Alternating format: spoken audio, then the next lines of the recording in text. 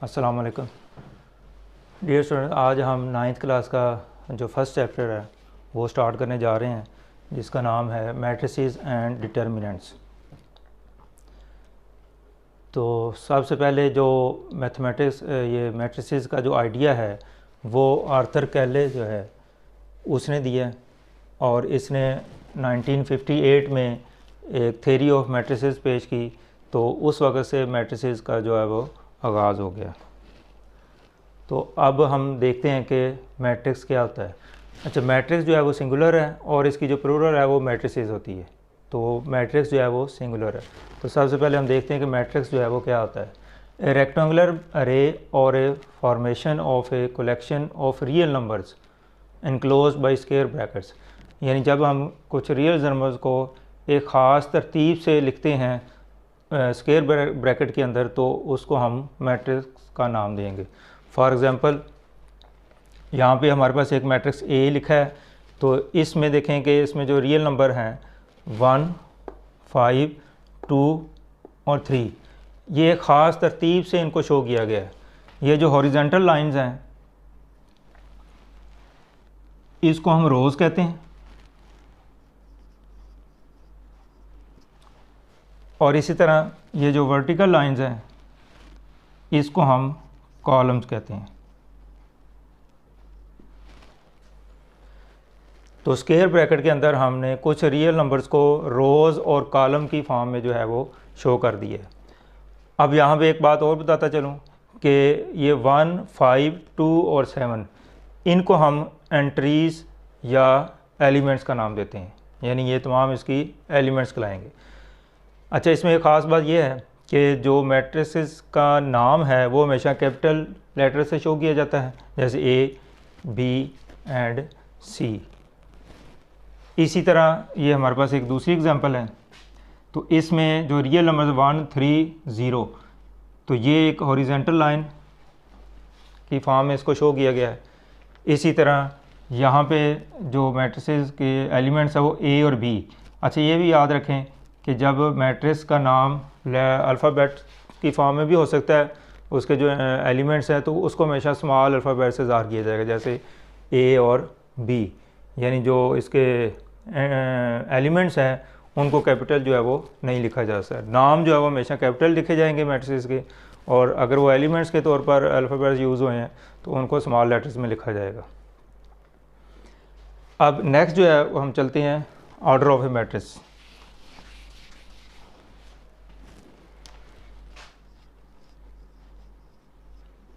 Order of A matrix.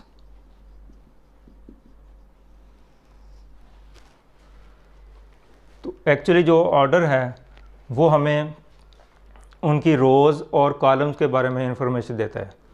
For example अगर हम matrix A का ऑर्डर लिखना चाहते हैं तो ऑर्डर ऑफ मैट्रिक्स ए, आप देखें इसमें नंबर ऑफ़ रोज़ कितनी है और नंबर ऑफ़ कॉलम्स कितने हैं, उनको काउंट करके वो ऑर्डर हम इसका बनाएंगे।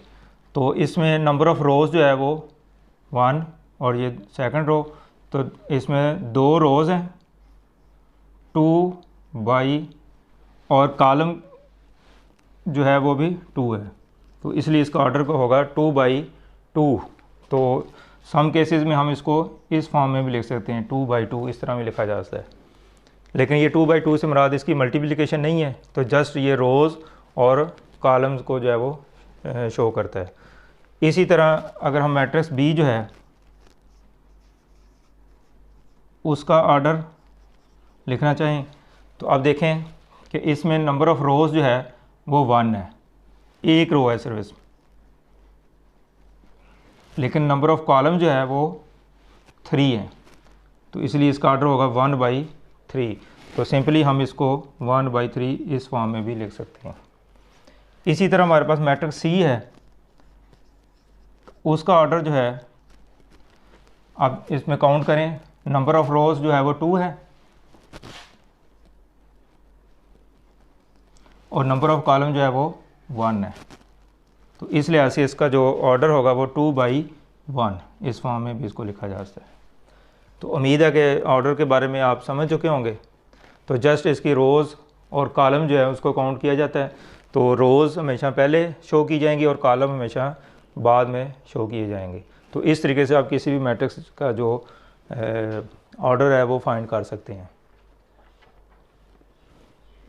अब एक्सरसाइज के लिहाज से अगर देखा जाए तो इसमें जो फर्स्ट क्वेश्चन है 1.1 का, find the order of the matrices, कि इसमें कुछ मैट्रिसेस आपको दिए गए हैं तो उनका ऑर्डर जो है वो आपने फाइंड करना है। तो इसमें से एक एग्जांपल ले लेते हैं। फॉर को सी एक हमारे पास मैट्रिक्स है और इसके जो एलिमेंट्स है वो ओनली 1 है 2। तो नंबर ऑफ रोज़ 1, तो ऑर्डर इसका 1 बाई, और कॉलम वो भी 1, तो इसका ऑर्डर होगा 1/1। इसी तरह एक और क्वेश्चन हम लेते हैं एक्सरसाइज का। फॉर को जी हमारे पास एक मैट्रिक्स है 3 5 0 2 1 7 4 -2 1। आप देखें इसका जो ऑर्डर है इसमें नंबर ऑफ़ रोज़ काउंट करें 1 2 3, तो इसकी जो रोज़ हैं वो 3 और कॉलम जो है उनका काउंट किया जाए तो वो भी 3 है, तो इसका ऑर्डर क्या होगा 3/3। तो मैट्रिक्स जी जो है वो इसका ऑर्डर जो है वो 3/3 होगा। तो इसी तरह एक्सरसाइज का जो फर्स्ट क्वेश्चन है इसमें आपने ऑर्डर फाइंड करने हैं, तो सेम इसी पैटर्न पे आप इजीली उनको सॉल्व कर सकते हैं। अब नेक्स्ट जो है वो हम देखते हैं equal matrices.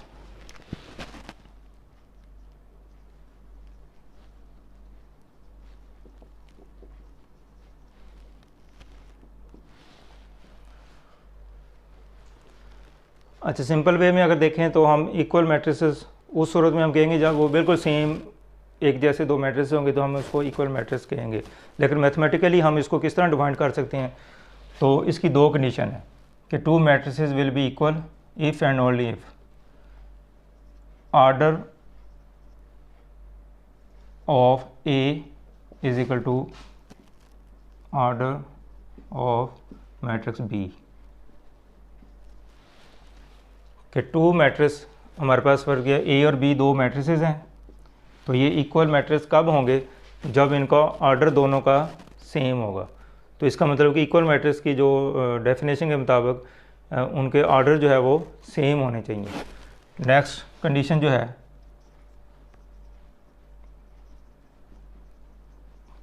Corresponding elements same. तो इक्वल मैट्रिक्स की जो दूसरी कंडीशन है वो ये है कि उसके जो कॉरस्पॉन्डिंग एलिमेंट है वो सेम होने चाहिए। तो अगर ये दोनों कंडीशंस फुलफिल होंगी तो हम उन मैट्रिक्स को इक्वल मैट्रिक्स का नाम देंगे। तो अगर इसका जो वाइस वर्सा है या इसका जो उलट है वो ये है कि अगर ये 2 कंडीशन फुलफिल होंगी तो हम उसको इक्वल मैट्रिक्स का नाम देंगे। और इसके साथ साथ इसका उलट अगर किया जाए तो अगर हमारे पास ये गिवन हो कि 2 मैट्रिसेस इक्वल हैं तो ऑटोमेटिकली हम उससे 2 चीज़ें जो है वो फाइंड कर सकते हैं कि एक तो हम ये समझेंगे कि इसका ऑर्डर सेम है दोनों के ए और बी के, और दूसरे उनके कॉरस्पॉन्डिंग एलिमेंट जो है वो सेम होंगे। यानी अगर इक्वल मैट्रिक्स हों तो उसमें ये 2 कंडीशन पाई जाएगी, और अगर जिस मैट्रिक्स 2 मैट्रिक्स में ये 2 कंडीशन होगी तो वो इक्वल मैट्रिक्स जो है वो कहलाएगा। तो यहाँ पे इफ़ एंड ओनली इफ़ का जो है वो ये मतलब है। अब इसकी एक एग्जांपल ले लेते हैं हम।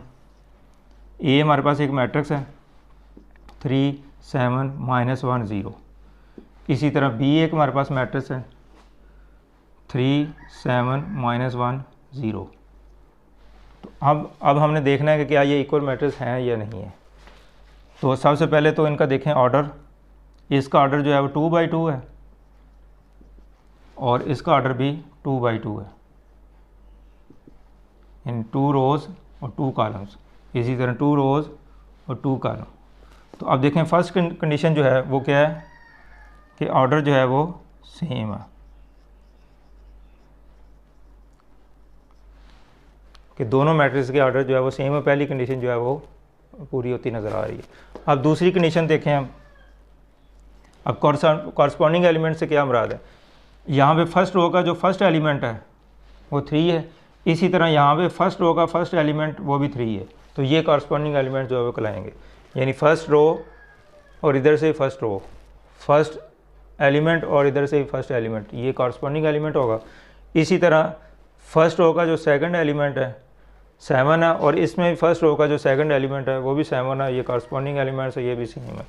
इसी तरह आप सेकंड रो में आ जाएं तो सेकंड रो में जो फर्स्ट एलिमेंट है वो -1 है, और इसी तरह सेकंड रो में जो फर्स्ट एलिमेंट है वो -1 है। तो ये दोनों एलिमेंट भी सेम है, कॉरस्पॉन्डिंग एलिमेंट्स है। इसी तरह सेकंड रो का सेकंड एलिमेंट और इधर से सेकंड रो का सेकंड एलिमेंट, ये भी कॉरस्पॉन्डिंग एलिमेंट और सेम है। तो अब हमने देखा कि इसके जो कॉरस्पॉन्डिंग एलिमेंट है वो भी सेम है। तो अब कॉरस्पॉन्डिंग एलिमेंट सेम, तो दोनों चीज़ें हमने ऑब्ज़र्व की हैं इसमें कि ऑर्डर भी दोनों का सेम है और कॉरस्पॉन्डिंग एलिमेंट जो है वो भी सेम है।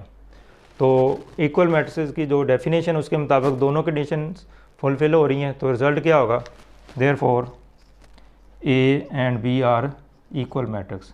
तो इसको इस तरह डिनोट किया जाएगा। तो हम कह सकते हैं कि ए और बी जो है वो इक्वल मैट्रिक्स है। तो उम्मीद है कि इक्वल मैट्रिक्स जो है वो आप समझ चुके होंगे। तो अब इसकी एक्सरसाइज 1.1 इसका क्वेश्चन नंबर 2 जो है वो भी इसी तरह आपने सॉल्व करना है।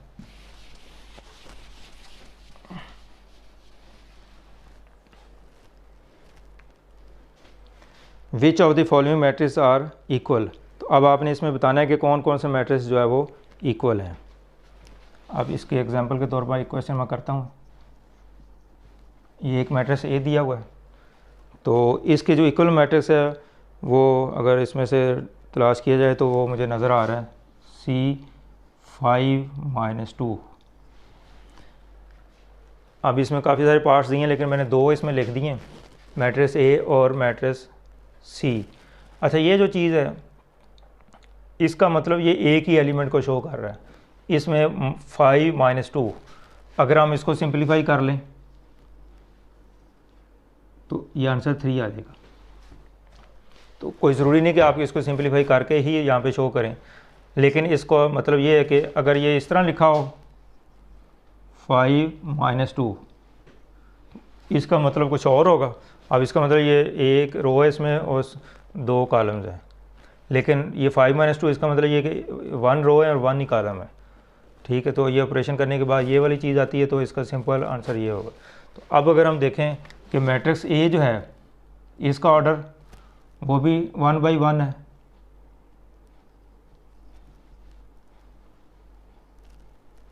और इसी तरह जो ये मैट्रिक्स है इसका ऑर्डर भी 1 by 1। तो इक्वल मैट्रिक्स की डेफिनेशन के मुताबिक फर्स्ट कंडीशन जो है वो पूरी हो रही है इसमें कि दोनों के ऑर्डर जो है वो सेम है। अब जो सेकंड कंडीशन है वो देखें, इसका जो कॉरस्पॉन्डिंग एलिमेंट 3 है और इसको भी अगर सिंप्लीफाई करें तो ये भी 3 आता है, तो कॉरस्पॉन्डिंग एलिमेंट भी सेम है इसमें, यानी ऑर्डर भी सेम है और कॉरस्पॉन्डिंग एलिमेंट्स वो भी सेम है। तो फिर रिज़ल्ट क्या होगा कि ए और सी जो है वो इक्वल मैट्रिक्स होंगे। तो इस तरीके से आपने एक्सरसाइज जो 1.1 है इसका क्वेश्चन नंबर 2 जो है, तो इसमें हर मैट्रिक्स के इक्वल मैट्रिक्स आपने तलाश करना है, तो जिनके ऑर्डर सेम है और उनके एलिमेंट सेम है वो इक्वल मैट्रिक्स कहलाएंगे।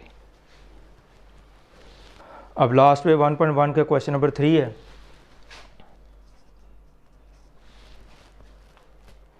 Find the values of A, B and C. इसमें आपने ए, बी, सी और डी इसकी जो है वो वैल्यूज़ फाइंड करनी है। तो इसमें जो मैट्रिक्स हमें दिया हुआ है a + c, a + 2b, c - 1,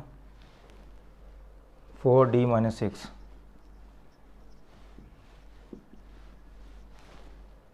(0 - 7, 3 2d। तो ये 2 मैट्रिक्स हमें दिए हुए हैं।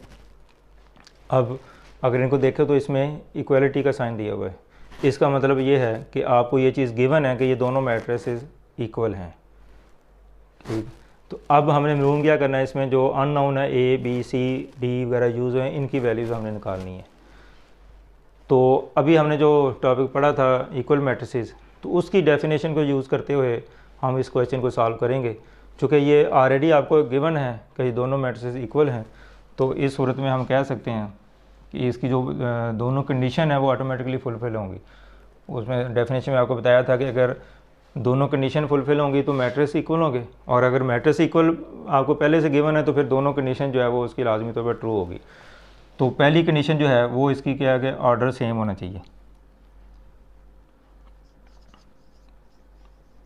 Because both the matrices are equal, therefore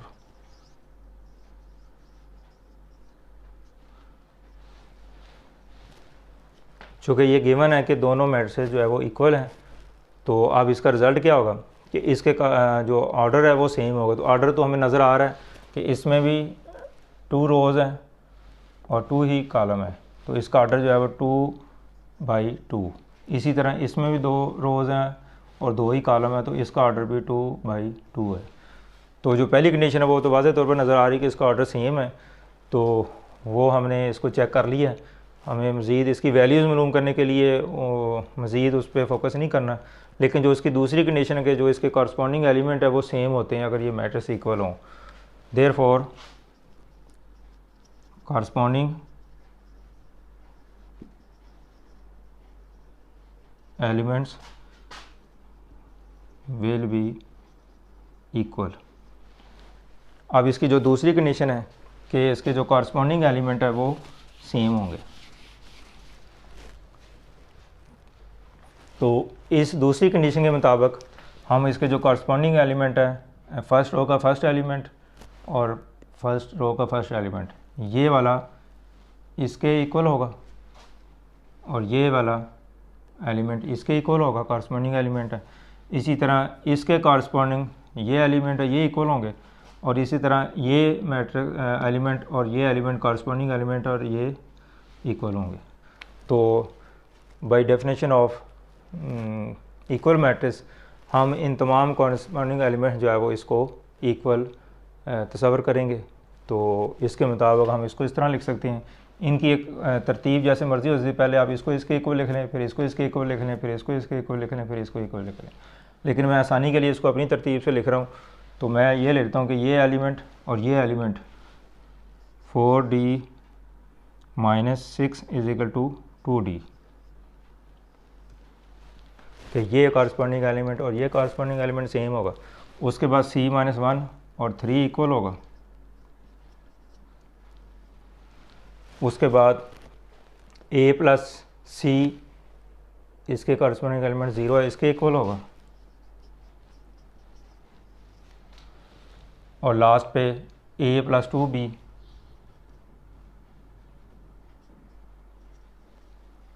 = -7।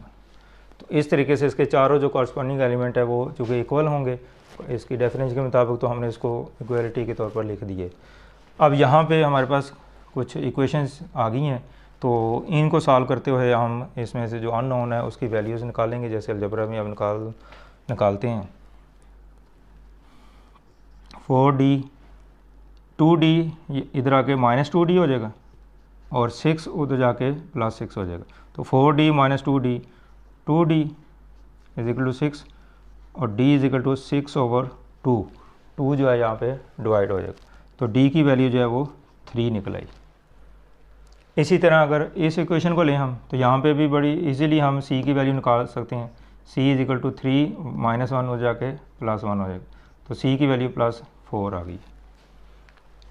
अब देखें, मैंने एक ख़ास तरतीब को इस के लिहाज से इसको लिखा था। उस तरतीब की जो लॉजिक ये थी कि मैंने वो पहले लिखे जिसमें एक ही अननोन है। इसमें भी एक अननोन था तो बड़ी इजीली हमने फाइंड कर लिया, इसमें भी एक अननोन था तो बड़ी इजीली हमने फाइंड कर लिया। अब ये जो इक्वेशन है इसमें 2 अननोन है, तो इसको मैंने एंड में लिखा है ताकि जो अननोन की वैल्यू हम निकाल चुके हैं वो यहाँ पे यूज़ कर सकें। तो अब देखें A + C = 0, यहाँ पे A और C 2 अननोन है, यहाँ पे C की वैल्यू हमारे पास आ चुकी है। तो हम यहाँ पे put C is equal to 4, कि सी की वैल्यू जो है वो इसमें पुट कर देंगे। तो ए की वैल्यू आएगी 4 प्लस है वहाँ पे, दूसरी तरफ जाके ये माइनस हो जाएगा। तो इस तरह ए की वैल्यू यहाँ से फाइंड होगी।